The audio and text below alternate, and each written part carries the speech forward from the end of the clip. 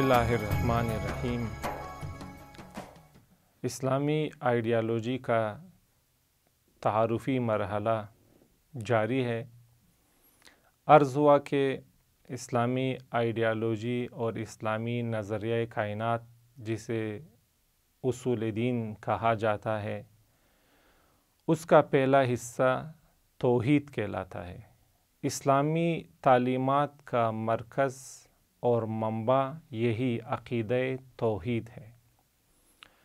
توحید یعنی اللہ کو، خالق کائنات کو ایک ماننا۔ اس میں دو باتیں شامل ہیں۔ پہلی بات یہ کہ کائنات کا کوئی خالق ہے، اور دوسری بات یہ کہ وہ خالق ایک اور فقط ایک ہے۔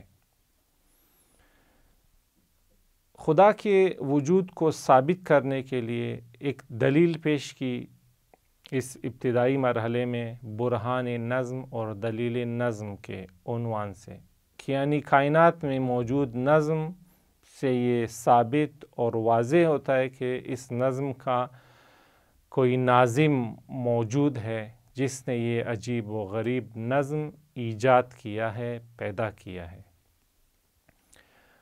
نظم جس طرح ناظم کے وجود کو ثابت کرتا ہے اور ظاہر کرتا ہے، اسی طرح یہی نظم اپنے ناظم کی کچھ صفات کو بھی ثابت کرتا ہے اور ظاہر کرتا ہے۔ بعض صفات کا پچھلی نشستوں میں ذکر ہوا کہ اسی نظم سے ناظم کا علم ثابت ہوتا ہے، ناظم کی قدرت و طاقت ثابت ہوتی ہے، ناظم کا ارادہ و اختیار ثابت ہوتا ہے، اور اسی طرح ناظم کا زندہ ہونا بھی ثابت ہوتا ہے۔ اور یہ بھی ثابت ہوتا ہے کہ ناظم لامحدود ہے۔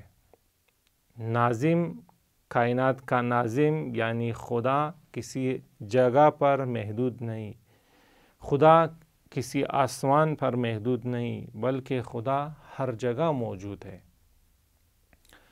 اور اس کے ساتھ ساتھ ایک اور چیز بھی ثابت ہوتی ہے کہ ہم اس ناظم اور اس خدا کے ہر لحظہ محتاج ہیں۔ ہم مخلوقات الہی خلق ہونے کے بعد، پیدا ہونے کے بعد ہم مستقل نہیں ہوئے، ہم خدا سے بے نیاز نہیں ہوئے، ہم ہر لحظہ، ہر آن اور ہر وقت و سیکنڈ اللہ کے محتاج ہیں۔ دیکھیں، اگر مثال کے طور پر ایک گاڑی کا آپ ملاحظہ کریں، گاڑی میں سینکڑوں کے حساب سے اجزاء ہوتے ہیں۔ اس میں مختلف نٹس ہیں، پلاسٹک کی بنی ہوئی، لوہے کی بنی ہوئی، مختلف اشیاء، مختلف دھاتوں سے بنی ہوئی مختلف چیزیں ہیں، سینکڑوں کے حساب سے۔ انجینئر یا انجینئرز کے گروپ نے ان اجزاء کو خاص شکل دی ہے اور انہیں خاص ترتیب کے ساتھ یکجا کیا ہے، جس سے یہ گاڑی بنی ہے۔ یا اسی طرح جب ہم مکان بنانے لگتے ہیں تو مکان کے لیے ہمیں اینٹوں کی ضرورت ہوتی ہے، سیمنٹ کی ضرورت ہوتی ہے، سریے کی، لوہے کی، اور اسی طرح مختلف اشیاء کی ضرورت ہوتی ہے۔ اور معمار یا مستری آ کر اس سیمنٹ اور لوہے اور سریے یا اینٹوں کو یکجا کر کے ہمارے لیے ایک بلڈنگ اور ایک مکان تعمیر کرتا ہے۔ لیکن ان دو مثالوں میں ہم یہ مشاہدہ کرتے ہیں کہ گاڑی کے اجزاء یعنی وہ لوہا اور پلاسٹک وغیرہ پہلے سے موجود تھا، انجینئرز نے فقط انہیں آ کر ایک خاص ترتیب دی۔ اسی طرح مکان میں کے اجزاء پہلے سے موجود تھے، اینٹیں موجود تھیں، سریا موجود تھا، مستری نے فقط آ کر ان میں ایک خاص تناسب اور ہم آہنگی ایجاد کی، ایک خاص نظم پیدا کیا تھا، جس سے یہ مکان بنا۔ مستری نے اور ان انجینئرز نے ان اجزاء کو خلق نہیں کیا، پیدا نہیں کیا، وہ پہلے سے دنیا میں موجود تھیں وہ اشیاء۔ مستری نے یا انجینئرز نے فقط ان موجود اشیاء، پیدا شدہ اشیاء کو منظم کیا، انہیں پیدا نہیں کیا۔ لیکن ایک اور مثال بھی اگر آپ غور کریں، آپ اپنے ذہن میں مثلاً کسی بڑی بلڈنگ کا نقشہ بنائیں، آپ کر سکتے ہیں، انسان اپنے ذہن میں کچھ بھی سوچ سکتا ہے۔ آپ سوچیں مثلاً دبئی میں دنیا کی سب سے بڑی بلڈنگ موجود ہے برج خلیفہ کے نام سے، کوئی 800-900 میٹر اس کی لمبائی ہے۔ تو آپ ابھی اسی وقت اپنے ذہن میں وہ بلڈنگ سوچ کر تصور کر سکتے ہیں، حتیٰ آپ اس بلڈنگ میں چلنے پھرنے والے افراد کو بھی تصور کر سکتے ہیں۔ اب یہ بلڈنگ جو آپ نے اپنے ذہن میں بنائی ہوئی ہے، جیسے ہی آپ اس بلڈنگ سے توجہ ہٹائیں، یہ بلڈنگ بالکل ختم ہو جاتی ہے اور نابود ہو جاتی ہے۔ جب تک آپ کی توجہ اس بلڈنگ کی طرف رہتی ہے، اس ذہنی بلڈنگ کی طرف جو آپ نے اپنے ذہن میں بنائی ہے، جب تک آپ کی توجہ اس ذہنی بلڈنگ پر قائم رہتی ہے، مرکوز رہتی ہے، وہ بلڈنگ موجود رہتی ہے۔ لیکن جیسے ہی آپ اپنی توجہ ہٹاتے ہیں، وہ بلڈنگ بالکل نابود ہو جاتی ہے۔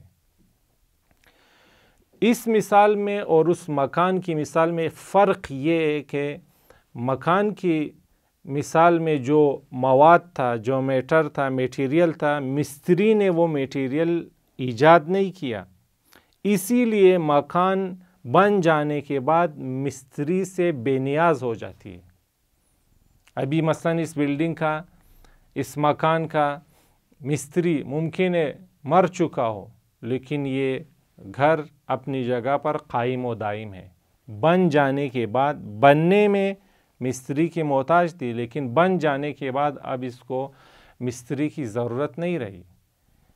لیکن وہ بلڈنگ جو ہم نے اپنے ذہن میں بنائی ہے، وہ جس طرح بننے میں ہماری محتاج تھی، تصور ہونے میں ہماری محتاج تھی، وہ برقرار رہنے میں بھی ہماری محتاج ہے۔ جیسے ہی ہم اپنی توجہ اس ذہنی بلڈنگ سے، اس متصور بلڈنگ سے ہٹاتے ہیں، وہ بلڈنگ بالکل نابود ہو جاتی ہے۔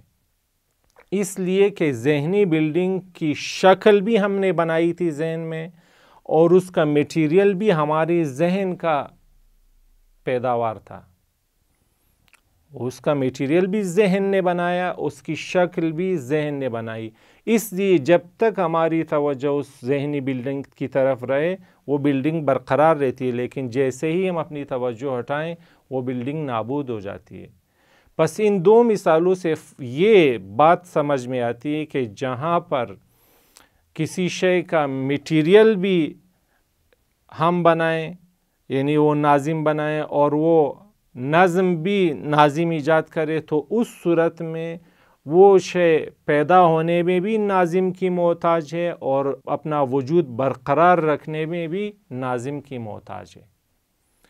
لیکن جہاں پر میٹیریل اس شخص نے نہ بنایا ہو، تو وہ شے اپنا وجود برقرار رکھنے میں اس شخص کی محتاج نہیں ہوتی، جس طرح ہم نے بلڈنگ کی مثال دی۔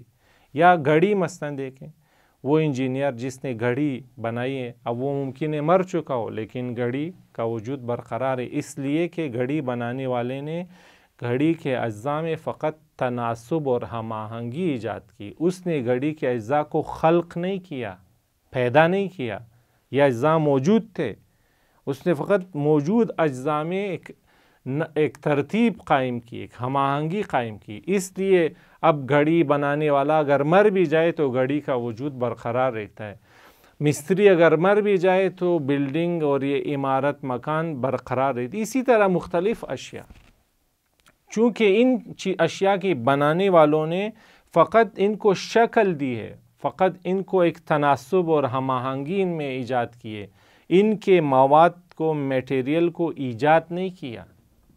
لیکن ذہنی بلڈنگ کا مواد بھی ہم نے ایجاد کیا، اور اس مواد کو وہ صورت بھی ہم نے ہی دی، لہٰذا وہ ذہنی بلڈنگ جس طرح وجود میں آنے کے لیے ہماری محتاج تھی، اپنا وجود برقرار رکھنے میں بھی ہر لحظہ، ہر سیکنڈ ہماری محتاج ہے۔ پس ان دو مثالوں سے یہ قانون اور یہ حقیقت سمجھ میں آئی کہ جہاں کسی شے کا میٹیریل بھی اس ہستی نے بنایا ہو اور اس کو شکل و صورت بھی اسی ہستی نے دی ہو، تو وہ جس طرح پیدا ہونے میں اس کی محتاج ہے، اپنا وجود برقرار رکھنے میں بھی اس کی محتاج ہے۔ تو اب آتے ہیں اس کائنات کی طرف۔ اللہ تعالیٰ نے، ناظم کائنات نے جو اس کائنات میں نظم ایجاد کیا ہے، اس نے فقط نظم اور تناسب ایجاد نہیں کیا، بلکہ اس کائنات کا میٹیریل بھی اسی نے ایجاد کیا ہے۔